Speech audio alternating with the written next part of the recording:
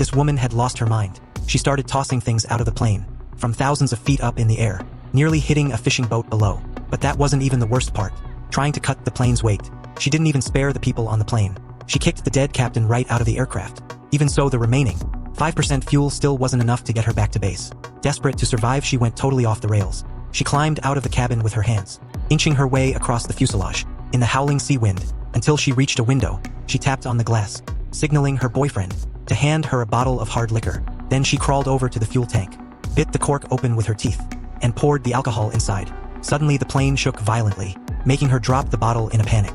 Fighting down her fear, she asked for another bottle and kept pouring, this time with the help of experience. She managed to get several bottles in. She urged her boyfriend not to waste time, but in the rush he messed up, smashed a bottle and jolted the plane. Caught off guard, she was thrown right off the plane. Luckily, she grabbed the railing with both hands, twisted her body and jumped back into the cabin, barely escaping death. She felt incredibly lucky, especially when her boyfriend told her. He thought he'd spotted a small island. It was tiny but big enough to land on even with only 20% fuel left. She didn't hesitate and turned the plane toward it, trusting his judgment. But the fuel gauge was dropping fast, and the island was nowhere to be seen.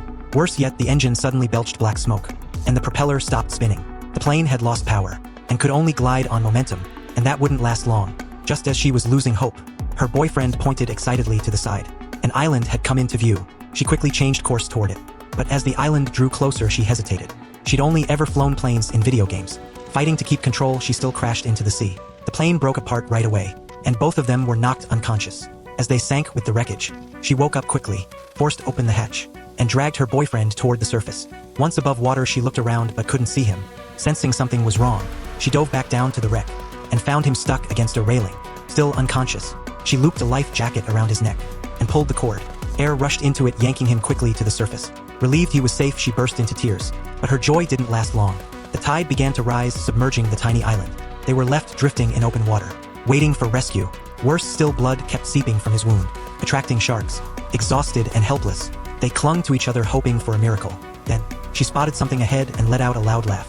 A fishing boat was coming near. With the fishermen's help, they were saved. But one has to wonder if those fishermen knew she was the one who'd thrown objects from the sky. Earlier, would they have thrown her back in?